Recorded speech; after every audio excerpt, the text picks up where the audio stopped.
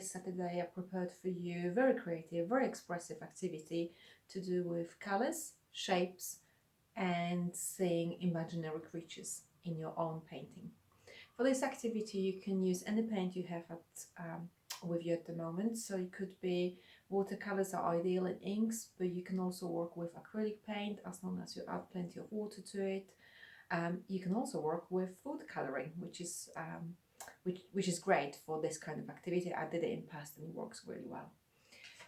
In this activity, you will be creating a colourful and abstractish page full of colour, and then later on you'll be pulling out some shapes that you can see in those shapes and colours with simple black pen. So I have some examples here. They're very different styles because they're created by different people sometimes. Just get another one.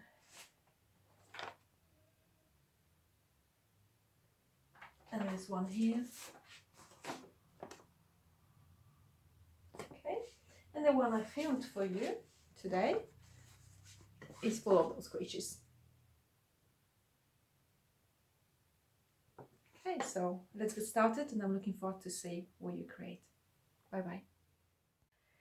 Here are my paints, and I use different supplies, different art materials to allow you to see the different ways of working with them. So I have some acrylic paint in those two, and then I have to mix that with plenty of water to have very fluid kind of result.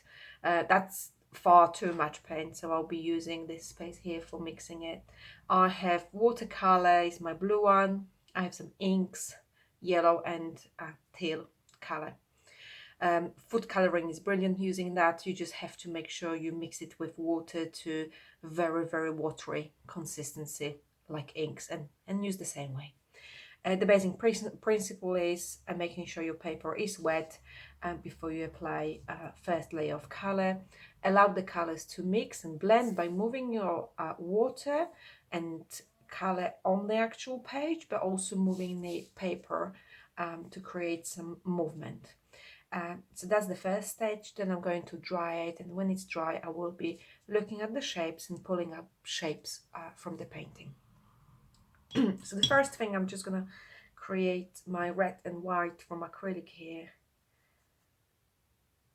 into very watery consistency. So this is what I'm looking for. If you work with household paint or acrylic, what you need is the watery effect. So less paintery, more watery. Okay. I'm gonna add some water to my watercolor because I want more water in there, a bit of water into one of my inks. So I'm watering the page first, and just be spontaneous. Don't think about what it looks like. Is it reminding you of anything? No, it doesn't have to. So you can see, I don't know really where I'm putting the water. No, I'm just going with some inks. Cleaning my brush, going with that red acrylic. You can see it's reacting slightly different way than inks.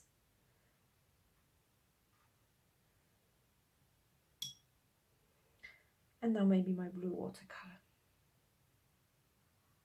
Some bigger areas.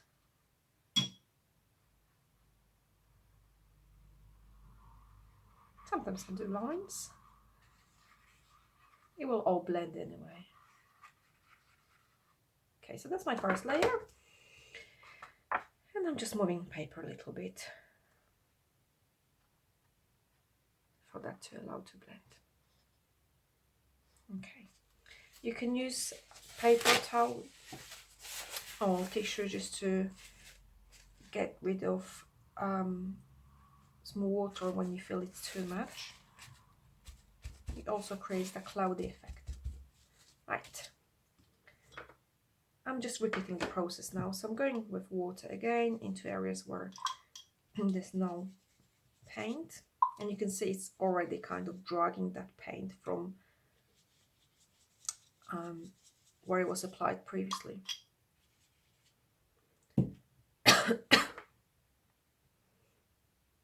going with my yellow ink. So food coloring would do exactly the same because I did it with food coloring in past. So don't be afraid of trying this technique with food coloring.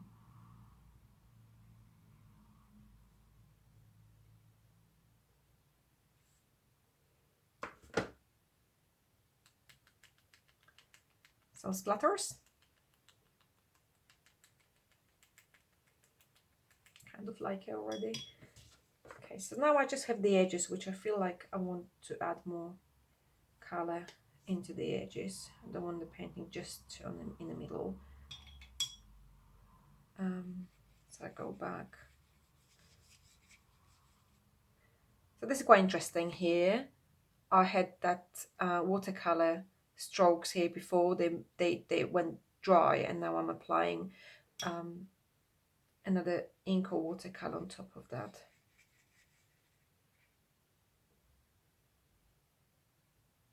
Darker in here. And go back to my red, which I haven't used a lot. It will be mainly creating purple because of blue. It needs more water on paper before I apply it.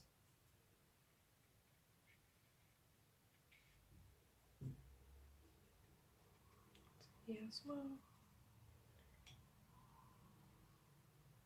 And here into the blue, so it gives you purple.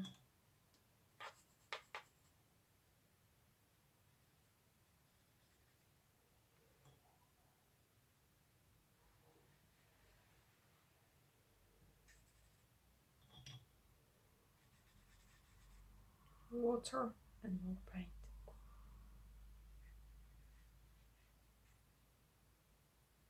Right, so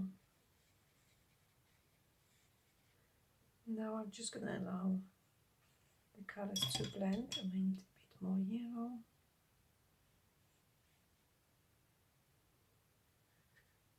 Okay.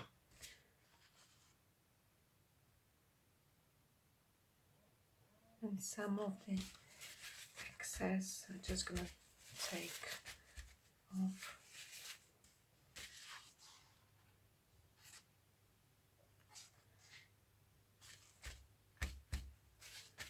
Okay, so next step would be drying that, or if you want you can add more.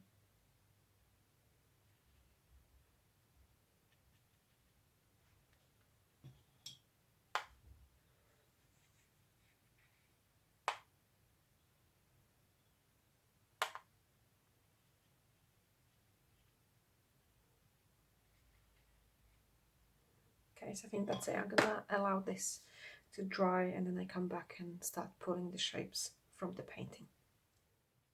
So here I am back with my painting, and it needs to be fully dry before you move to this stage. And it's about seeing certain shapes and creatures inside this painting. So at the moment, it's just the collection of colors and shapes. With black pen, you start outlining first the shapes or creatures you can see, and then you start building up more details with pen, like tails, wings, teeth, whatever you want to add to it. You will see more the longer you look at this and you work with it, and it doesn't have to look like anything you know or you know from real life. So those creatures, they can be absolutely and fully based on your imagination. So what I'll do here is start pulling some shapes to show you how it works, but then I will come back to this when I have more, so you can see what else I found here. So the first thing I'm seeing here is this kind of long, like a lizard, or kind of, I don't know, shape here with head, body, and then tail. So this is what I'm getting out of this painting first. And when you outline it, doesn't have to be exactly in line with the line of the painting. It's just more about using colors and shapes for suggestions of the creature.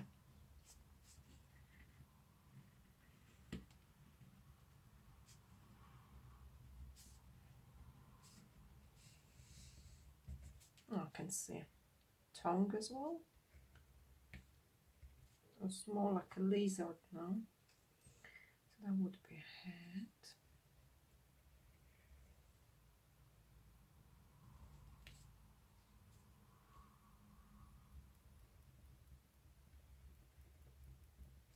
Nose. Maybe that would be paw or wing, I don't know. I don't really worry about at that stage what it looks like. I'm just following the shapes. Sometimes like small shapes inside.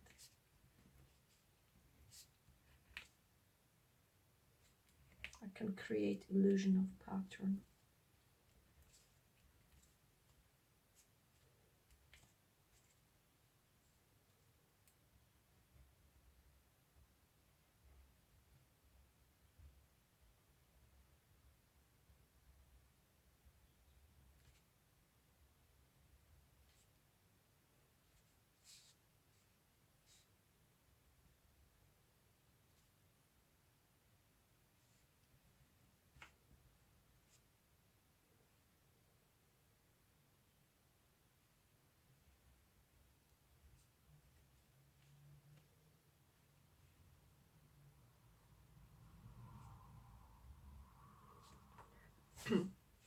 And as I work on those creatures, I come back to them at some stage. Sometimes I like to pull out first big shapes and then come back to them and outline with bold lines the main body shape and then go into details.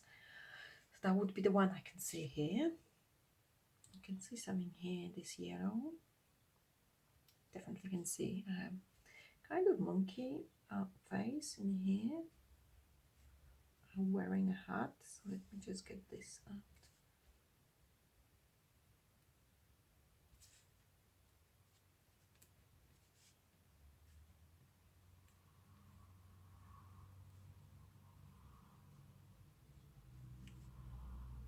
Oh yeah.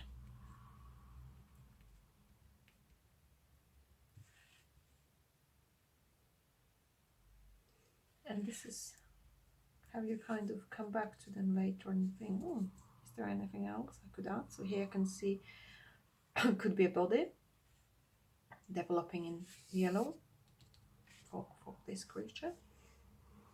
So that's the way you work with it, and you build up. So I'm just going to show you the finished page. So here I just wanted to show you my creatures. I could probably work on that a bit longer. I just wanted to kind of have something to show you. Plenty of creatures emerged from the painting. They were there. I didn't kind of, went back with paint. This is just with simple pen, pulling them out of the shapes. So we have this kind of like elephant. There's another creature here, like sleeping on the duvet. Dragon, kind of big bird. My initial lizard shape. So work on that, on those shapes by adding details, like you can see here, a variety of lines. Some is thin, some is bold, different patterns, alternating the patterns, being guided by the shapes, but at the same time kind of sometimes go over the shapes. Don't feel like you're being limited by the shapes only. So there's still plenty of space here which I haven't touched, that I could be probably building on and adding details. I hope you have fun, and I'm looking forward to see your creatures, what they like.